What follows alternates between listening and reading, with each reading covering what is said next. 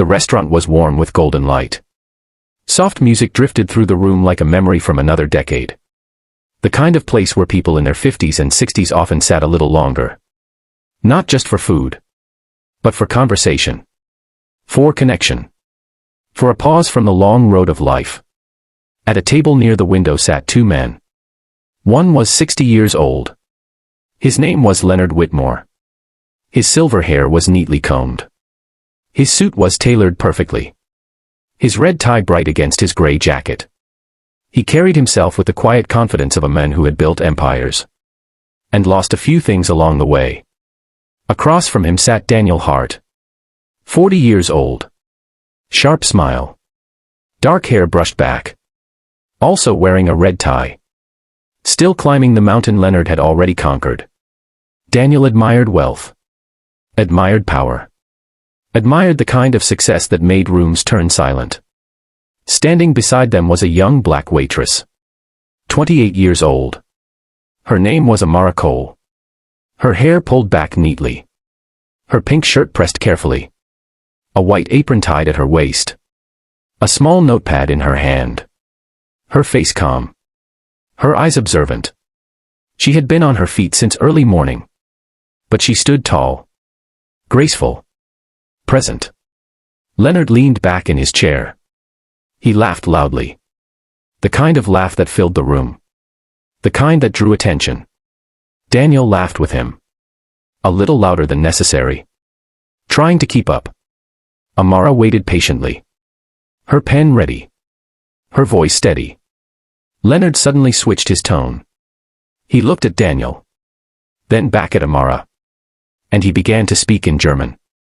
His voice was playful. But beneath it there was something else. A challenge.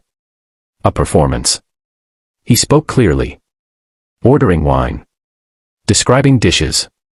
Adding little remarks that made Daniel grin. Daniel looked at Amara. Expecting confusion. Expecting discomfort. A few nearby tables glanced over. Some smiled politely. Some whispered. There was a pause. Amara did not move. She did not frown. She did not blush. She simply listened. When Leonard finished, he leaned back. His eyes bright with amusement. Daniel let out a small chuckle. For a moment the air felt tight. Then Amara responded. In fluent German. Her accent soft. Her tone respectful. Her pronunciation precise.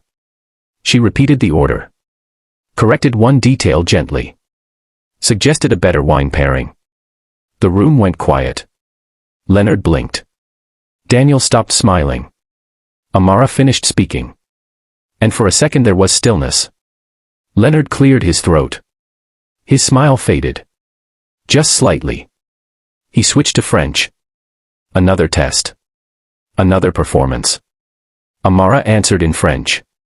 Smooth. Confident. Effortless. Daniel shifted in his seat. Leonard tried Spanish. Amara responded in Spanish. Warm. Natural. Like a song she had known since childhood. Leonard's laughter was gone now. He leaned forward. Studying her. Italian. She replied in Italian. Mandarin. She replied in Mandarin. Arabic. She replied in Arabic. 7 languages. 7 calm responses. 7 quiet victories. The dramatic tension in the room softened. But something deeper began to unfold. Leonard looked at her differently now. Not as entertainment. Not as a passing moment. But as a person. Amara finished taking the order. Her voice gentle. Is there anything else I can assist you with this evening? Leonard hesitated. No. Thank you. His tone had changed. Less sharp. More thoughtful. She nodded and walked away. Her step steady. Daniel leaned closer to Leonard. Did you know? Leonard shook his head slowly. No. He looked at his wine glass. Then at the busy room around him. You never really know who someone is. He said quietly. Daniel looked uncertain. He had never seen Leonard caught off guard. As they waited for their meal, Leonard's laughter did not return. Instead there was reflection. The warm lights above them seemed softer now. Less theatrical. More intimate. When Amara returned with the wine, Leonard stood up slightly. A gesture of respect. "May I ask?" he began. "Where did you learn so many languages?" Amara smiled. A small sincere smile. "From my mother," she said. "And from long nights of study." She placed the glasses gently on the table. "My mother cleaned offices at night. She believed words could open doors. Even when money could not." Leonard felt something shift inside him. He remembered his own mother. Working 2 jobs. Saving coins in a jar. Telling him that education was the one thing no one could steal. There was a pause. For listeners who have lived 5 or 6 decades. You know that pause. The one where pride melts into memory. Amara continued. "My mother used to say, never let anyone decide how small you are. So I learned every language I could find. Not to impress, but to understand." Her voice carried no anger. Only quiet strength. Daniel looked down at the table. His earlier laughter now distant. Leonard asked softly, "Do you enjoy working here?" Amara nodded. "It helps pay for graduate school. I am studying international relations." Leonard raised his eyebrows. "International relations?" "Yes, sir." He smiled faintly. "I built my first company when I was 30. He said. "I thought I understood the world. But I did not understand people." He looked at her carefully. "You understand people." Amara held his gaze. Respectful yet steady. "I try." The food arrived.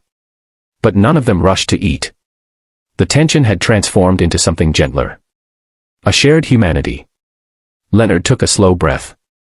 "When I was young," he said, "I once embarrassed a waiter in Paris. I thought it made me look powerful." He paused. "It did not. It made me small." Daniel listened closely, as if hearing a different version of his mentor. "Life has a way of humbling us," Leonard continued. "Especially when we forget the dignity of others." Amara stood quietly. Not judging. Not gloating. Just present. Leonard reached into his pocket. But not for money. For his business card. "If you ever need guidance. Or a connection. Please call me." Amara accepted it politely. "Thank you." There was sincerity in her voice. But also independence. She did not need rescue. She needed respect. And she had earned it. As the evening went on, Leonard and Daniel spoke more softly. They asked Amara about her studies. About her dreams. She spoke of diplomacy. Of building bridges between cultures. Of giving voice to communities often unheard. The black voices. She said gently. Carry history. Carry resilience. Carry wisdom that the world still needs to listen to. Leonard nodded slowly. At 60 years old, he had learned that wealth without humility is hollow. Daniel at 40 years old was just beginning to understand. Amara at 28 years old already carried the strength of generations. The restaurant continued its quiet rhythm around them. Glasses clinking. Soft laughter. Footsteps on polished floors. But at that table something meaningful had taken root. Not humiliation. Not superiority. But recognition. When Leonard finished his meal, he stood again. "Thank you, Amara," he said, "for reminding me of something important." She tilted her head gently. "And what is that?" He smiled. "That dignity speaks every language." Daniel felt a warmth in his chest. A lesson he would carry long after the bill was paid. As Leonard signed the check, he added a generous tip. But more importantly, he added respect. Before leaving, he turned once more. "Keep learning. Keep speaking. The world needs your voice."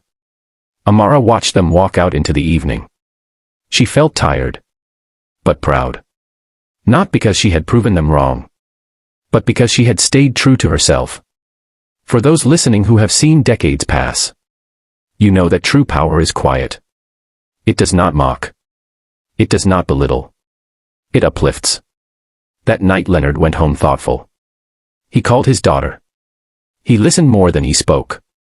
Daniel drove home in silence, replaying the moment in his mind, understanding that leadership begins with humility. And Amara returned to her small apartment, opened her textbooks, and studied late into the night. Her mother's words echoing softly. Never let anyone decide how small you are. Years later, people would remember that evening, not as a story of embarrassment, but as a story of awakening. A reminder that wisdom can stand in an apron, that intelligence can carry plates, that grace can answer mockery with mastery. The black voices are not just heard in speeches. They are heard in quiet strength, in multilingual replies, in calm dignity. And for those of us who have lived long enough to know, we understand that the most powerful moments are often the gentlest ones. Moments where pride softens, where respect grows, where strangers see each other clearly for the first time. If this story touched your heart, if it reminded you of a lesson life once taught you, please like, share, subscribe, and comment. Your support helps the Black Voices continue to share stories of dignity, acceptance, and human connection.